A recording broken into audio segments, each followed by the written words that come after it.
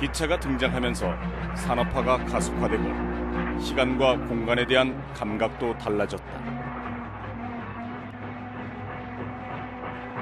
선비의 고장 전주에 철로가 놓이기까진 많은 우여곡절이 있었는데 전주의 향토사를 정리한 전주부사의 이두황이란 인물과 관련된 재미있는 일화가 전한다. 이두황이라는 사람이 전주 전북의 지사였는데 도지사실에 유치해서 설득을 했음에도 불구하고 유지들이 말을 듣지 않으니까 문자 그대로 책상을 꽝 치면서 이제 철도 때문에 전주는 망했다. 전주에 기차가 다니게 된 건 지금으로부터 100여 년 전. 2015년 KTX가 전주역을 경유하면서 전주는 사람들과 더 가까워졌다. 기차가 철로위를 빠른 속도로 지나가면서 어느 도시든 많은 변화를 겪게 되었죠. 물론 전주도 예외가 아니었습니다.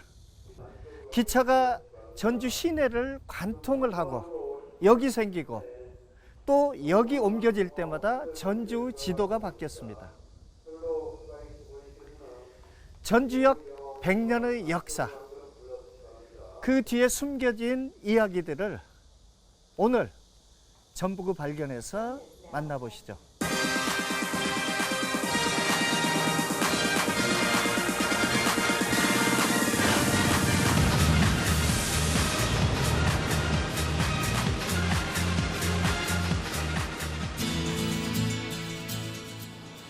한 해 전주를 찾는 관광객 수만 1,000만 명.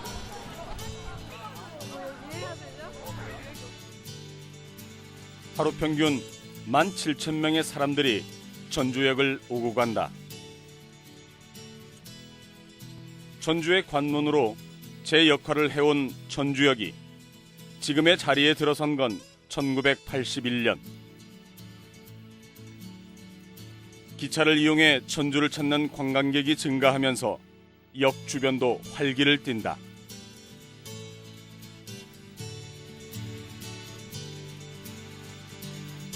전주역은 전라선의 핵심역 가운데 하나다. 전라선은 전라도 전역이 아닌 동부 지역을 연결해 달리는데 익산부터 여수까지 이어지는 기점에 전주가 자리해 있다. 그보다 앞서 달리기 시작한 건 대전부터 목포까지를 잇는 호남선이다. 그런데 호남의 큰 도시였던 광주와 전주를 모두 비껴 서 있다.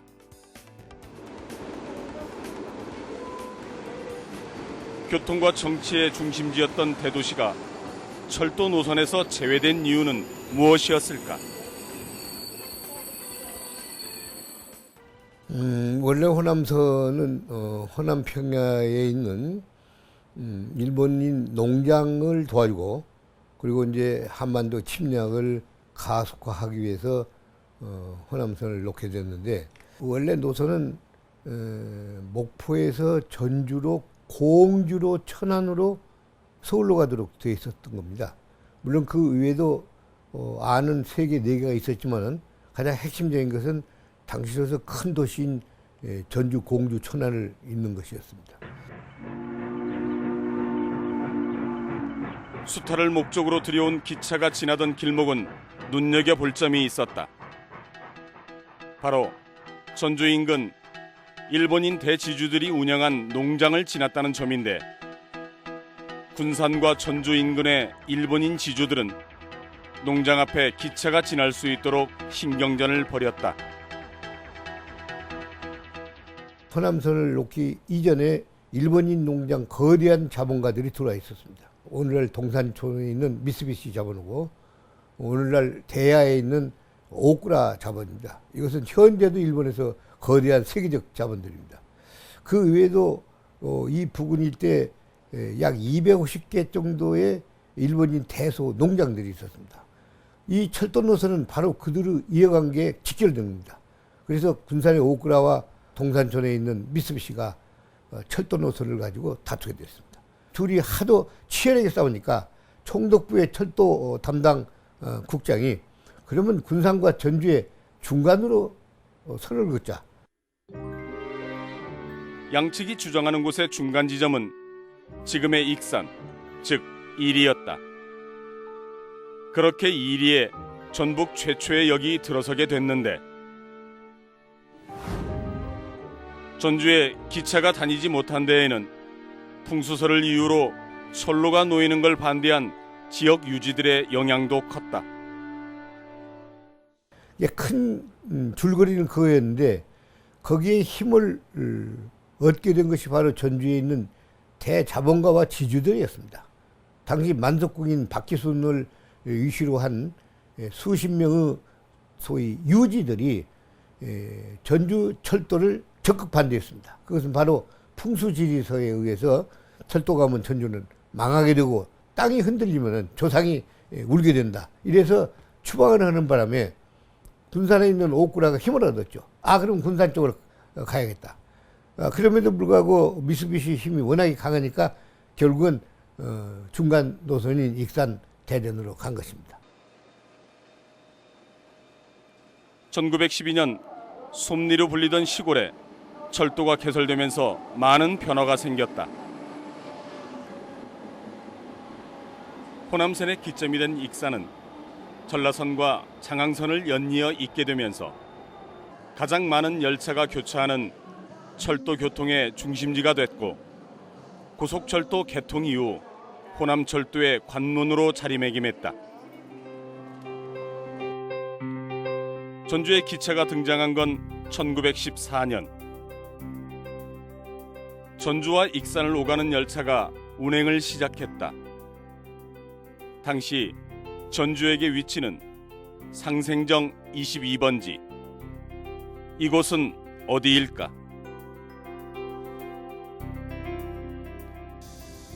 제가 서 있는 이곳은 지금은 아파트 단지가 들어서 있지만 예전에는 전매청 자리였는데 그 이전에 이곳에 전주역이 있었다라고 하는 것을 아시는 분이 얼마나 계실지 모르겠습니다. 익산에 철도가 생기면서 눈부신 발달을 이루게 되자 이를 보고 전주에서는 전북철도 주식회사를 만들게 됩니다.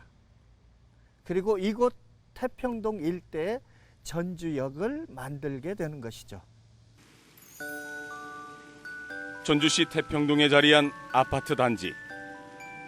공원 한편에 특별한 공간이 조성돼 있다. 이곳이 옛 전주 역사임을 알리는 조형물들이 만들어져 있는데 당시 여기에서 전주 이리간 열차가 운행됐다. 우리나라 최초의 사설철도 위를 달린 기차는 경편철도. 경편철도는 일반 기관차에 비해 규격이 작은 열차로 건설비나 운영비가 적게 든다는 이점이 있었다. 기차가 달리는 궤도의 간격은 1435mm가 표준으로 정해져 있다. 궤간거리가 이보다 좁은 것을 협궤, 표준 간격보다 넓은 것을 광궤라 불렀는데 1927년 조립된 우리나라 최초의 협궤용 기관차 수인선. 아마도 경편철도는 이 수인선 협궤 열차와 비슷한 모습으로 전주와 익산을 오고 갔을 것이다. 경편철도 전주역이 어딘지에 대해서 막연하게 전해오는 이야기는 SK뷰의 북서쪽에 문화공원이 하나 있는데요. 그 위치로 비정들을 하고 있었습니다. 그런데 최근에 역사박물관에서 확보한 1918년도 전주 지도를 보면 이 경편철도 전주역의 노선이 정확하게 그려져 있는데요. 지도에 보시게 되면 현재 요 블럭의 공간이 전주 초등학교에 해당이 됩니다. 그리고 그 전주 초등학교의 동쪽 길에서 꺾어져 가지고 북쪽에 바로 전주역이 표시되어 있거든요. 그러면 전주초등학교 현재 바로 뒤쪽에 SK뷰의 정문이 해당이 되고 바로 그 정문에 들어가자마자 경편철도 전주역이 있었던 것으로 판단이 되고요. 경편철도의 역을 보면 바로 그 노선을 중심으로 일직선으로 쭉 경편철도가 덕진까지 이어지는 것을 알 수 있습니다. 당시 경편철도는 덕진과 동산, 삼내와 대장을 지나 구 1위역까지 5개 역으로 연결돼 있었다. 역의 구간마다 일본인 대지주들의 농장이 자리해 있었는데 역은 도시의 풍경뿐 아니라 상권도 변화시켰다. 본래 전주 상권의 중심지는 서문. 1908년 성벽이 허물어지면서 도로가 생겼고 본정통이라 불린 이 일대를 기점으로 자연스레 근대 상권이 형성됐다. 그러나 당시 허허벌판인 곳에 전주역이 들어서면서 기존 상권에 큰 변화가 생긴다.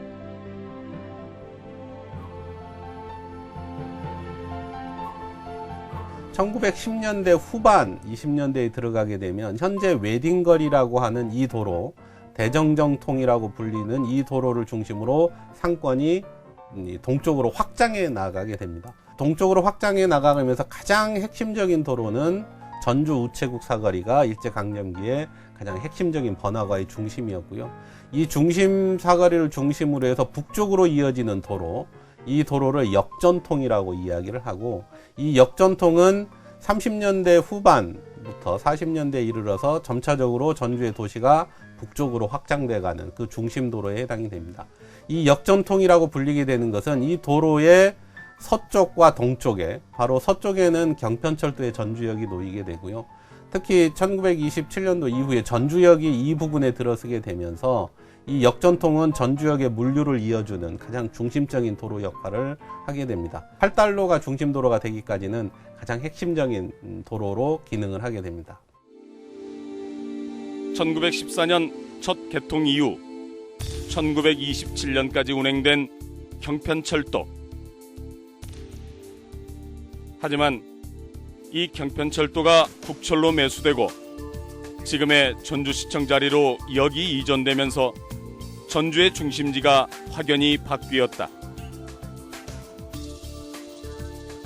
역의 이전이 자연스럽게 도시의 모습을 바꿔놓은 것이다.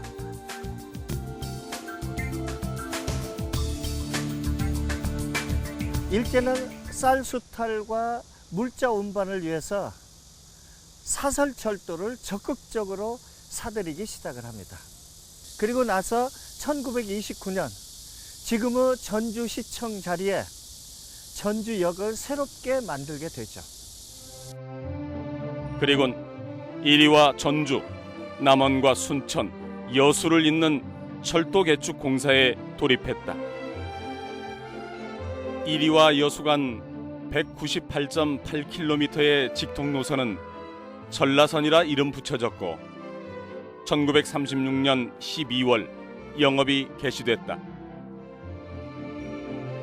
흥미로운 사실은 콘크리트이긴 하나 당시에도 전주역은 한옥의 모습을 하고 있었다는 점이다.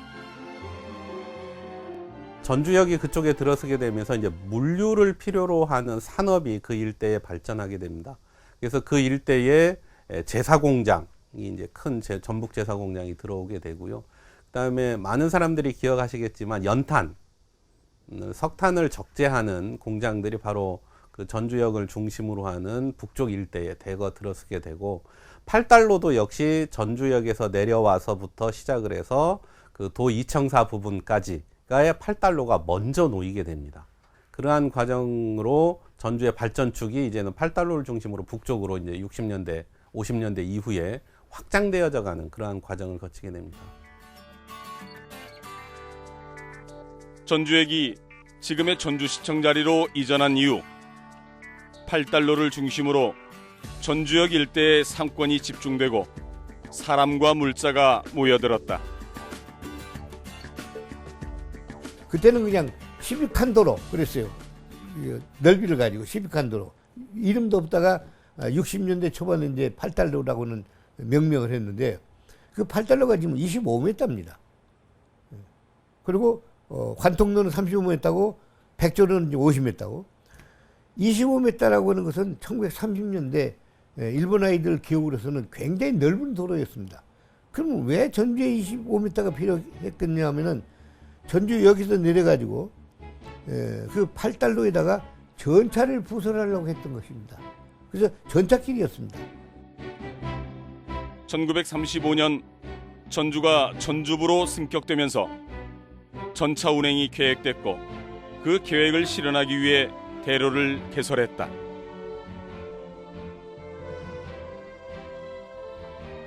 더불어 이 길을 따라 선로도 확장됐다. 지금의 색장동과 신리방면으로 철길이 이어졌는데 전주 남원간 구간을 개통하기 위해서였다. 기차가 지날 수 있게 만들어 놓은 한벽굴. 전주 사람들에겐 여러모로 의미가 깊은 곳이다.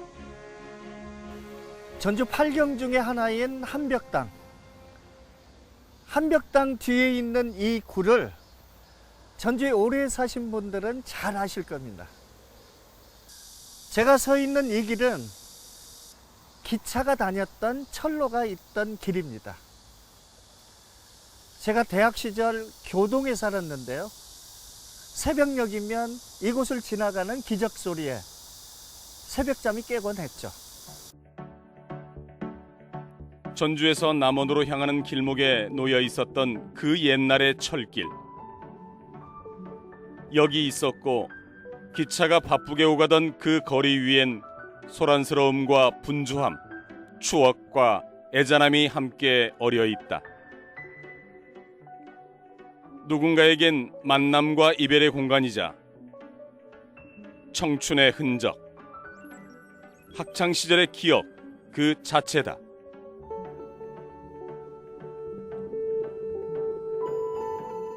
전주역은 여수로 이어지는 가장 핵심적인 역의 중심이었기 때문에 많은 학생들, 특히 이 전라도 남도 지역에서 전주로 유학을 왔던 많은 학생들이 오고 가는, 그리고 통학의 어떤 중심지였던 것 같습니다. 바로 인근에 학교들이 대부분 철로변에 주변 분포하고 있었기 때문에 실제 전주고등학교 출신들 중에는 순천이나 여수와 같은 전라선을 중심으로 하는 지역의 학생들이 굉장히 많이 오고 있었고요. 그게 아마도 전라선 전주역의 가장 중요한 어떤 역할이었던 것 같습니다. 전주 도심 한복판에 전주역이 들어선 이후 사람과 물자가 몰리고 교통이 혼잡해지자 전주역은 시의 외곽으로 이전이 검토됐다. 그리고 1981년 지금의 자리에 신축되게 되는데 역의 이전과 함께 전주시 한복판을 관통했던 철길이 외곽으로 함께 옮겨지면서 전주의 외연은 더 넓어지게 된다. 도심에 자리했던 역들이 기능을 잃었고 8달러 중심의 도시 구조가 백제로 중심으로 재구성되면서 전주의 외곽, 동부 지역에 많은 변화들이 생긴 것이다.